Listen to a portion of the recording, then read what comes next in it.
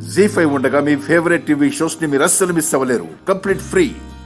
హే ఈశ్వరి, ఏం చేస్తున్నావు? ఒకప్పుడు అమితంగా ప్రేమించిన వ్యక్తి ఇప్పుడు అసహించుకుంటూ ఉంటే ఈ మనసుకి ఎంత బాధ కలుగుతుందో మీకు అర్థం కావడం లేదు. ఒకప్పుడు ప్రాణం పెట్టిన వ్యక్తి ఇప్పుడు నీతో పని లేదు పొమ్మంటుంటే ఈ గుండె ఎంత ముక్కలైపోతుందో మీకు అర్థం కావడం లేదు. ఈశ్వరి, పిచ్చి పిచ్చిగా మాట్లాడకు. జరిగిందేదో జరిగిపోయింది. ఇక అన్ని అక్కడే వదిలేసి ఎవరి దారి వాళ్ళు చూసుకుందాం అన్నాను. అది తప్పా? తప్పే. మీరు నన్ను వదిలేనంత సులువుగా నేను మిమ్మల్ని వదలలేకపోతున్నాను. అందుకే ఇక్కడి నుంచి దూకి చేస్తాను. హే ఈశ్వరి, ఆగు. ఈశ్వరి ప్లీజ్, ఇలాంటి పిచ్చి పని చేయకు. నా మాట విను, కిందికి రా. రుద్ర గారు, దగ్గరికి రాకండి. దగ్గరికి వస్తే నేను దూకేస్తాను. హే, అయినా వద్దనుకున్నారు కదా, మళ్ళీ ఎందుకు వస్తున్నారు? మీ పని మీరు చూసుకోండి. మీకు ఇష్టం వచ్చిన బతుకు మీరు బతకండి.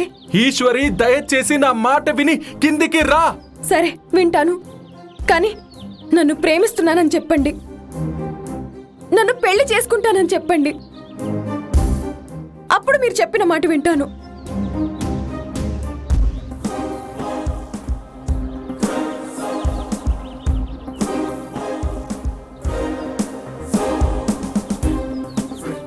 సరే, నిన్ను ప్రేమిస్తున్నాను.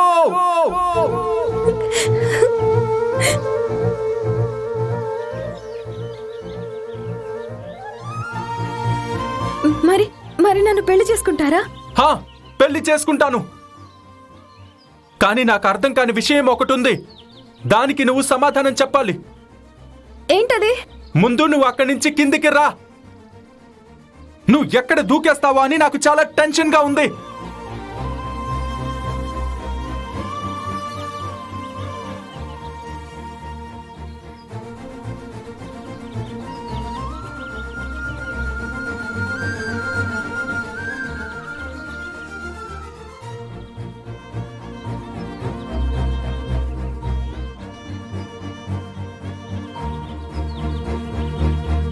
చెప్పండి, ఏంటి మీకు అర్థం కాలేదు? మీ ఇంట్లో అందరూ మూకుమ్మిడిగా నన్ను ఇంట్లోంచి గెంటేశారు కదా. సడన్ గా ఈ మార్పేంటి? ఓ అదా, మా వాళ్లలో మార్పు తెచ్చింది మా కోమలి. అవునా? అవును, అదేదో పిచ్చి పని చేసి ప్రాణాలు తీసుకుపోతుంటే మీరే కాపాడారంట కదా. Thank you. అవును, నన్ను నా చెల్లిని కాపాడినా మిమ్మల్ని మా వాళ్ళు ఎంత బాధ పెట్టినా నోరు విప్పి ఏమీ మాట్లాడని మీ వ్యక్తిత్వం మా ఇంట్లో అందరికీ అర్థమైంది.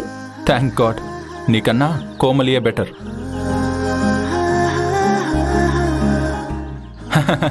అంటే ఇప్పుడు మీ ఫ్యామిలీ అందరూ ఒప్పుకున్నట్టేనా? అయ్యో రుద్రగారు, అసలు మీ ప్రేమని మిమ్మల్ని మిస్ అవ్వద్దని మిమ్మల్ని కలుసుకోమని పంపించిందే మా ఇంట్లో వాళ్ళు. లేకపోతే వాళ్ళని కాదని ఇంత దూరం ఎలా వస్తాను చెప్పండి?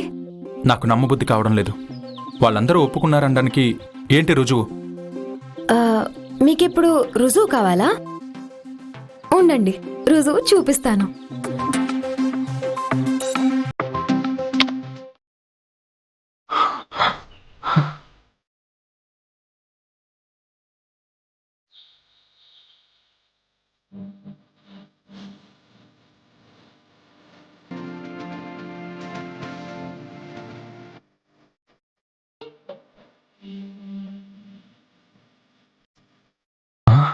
ఇదే రుజువు.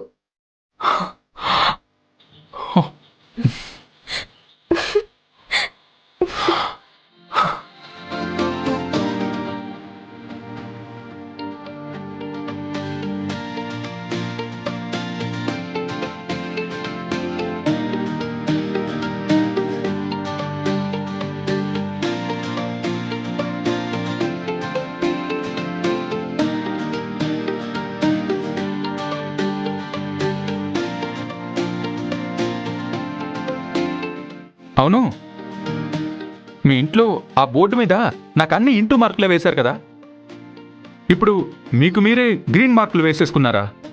నన్ను మీ ఇంటల్లుని చేసుకోవాలి అంటే ఆ బోర్డు మీద అన్ని గ్రీన్ టిక్కులే పడాలి కదా. అబ్బా, ఆ బోర్డు గురించి ఆ టిక్కుల గురించి మర్చిపోండి మహాప్రభో.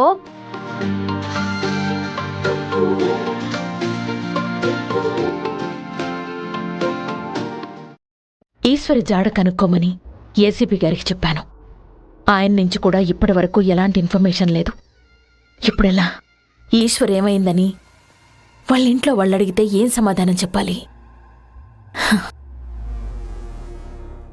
రుద్ర, వచ్చావా? ఈశ్వర్ ఏమైందో, ఎక్కడికి వెళ్ళిందో ఏమీ అర్థం కావడం లేదు నాన్న. తనేమైపోయిందోనని చాలా కంగారుగా ఉంది. నేనుండగా తనకేమవుతుందమ్మా? తనకేమీ కాకుండా చూసుకోవడానికి నేనున్నాను కదా. అంటే ఈశ్వరి ఎక్కడుందో నీకు తెలుసా? లేక నీతో పాటే వచ్చిందా? ఇప్పుడైతే ఈశ్వరి వాళ్ళింట్లోనే ఉందమ్మా. తనకేమీ కాలేదు, చాలా క్షేమంగా ఉంది. నువ్వు నిశ్చింతగా ఉండొచ్చు.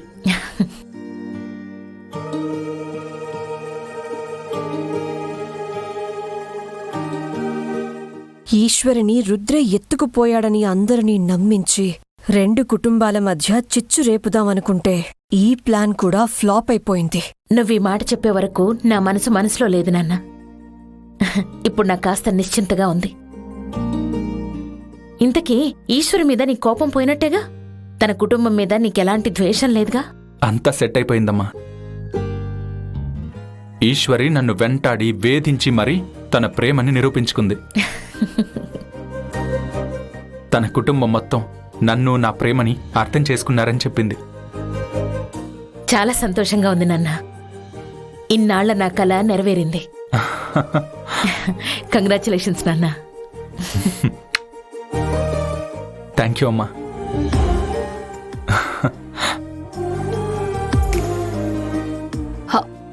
అక్క, ఇంతకీ అసలు విషయం చెప్పవేంటి? ఏ విషయమే? రుద్ర గారికి నీ మీద కోపం పోయిందా? నీ ప్రేమని యాక్సెప్ట్ చేశారా? మన కుటుంబాన్ని ఆయన క్షమించారా?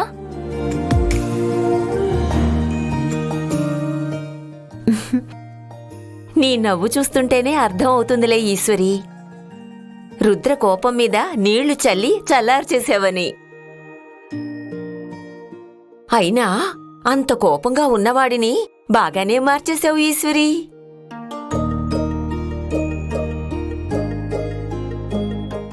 ఇప్పట్నుంచే ఇలాంటివన్నీ నేర్చుకోవాలి కదత్తయ్య గారు. రేపు పెళ్ళయ్యాక మొగుడు పెళ్ళాల మధ్య ఏమన్నా అపార్థాలు వస్తే సరిదిద్దుకునే నేర్పుండాలి కదా.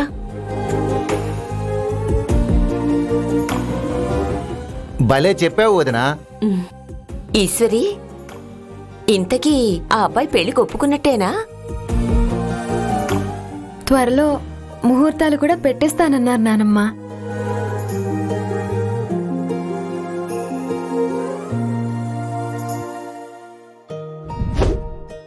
జీ5 యాప్ డౌన్లోడ్ చేసి అన్ని ఎపిసోడ్స్ పూర్తి ఉచితంగా చూడండి.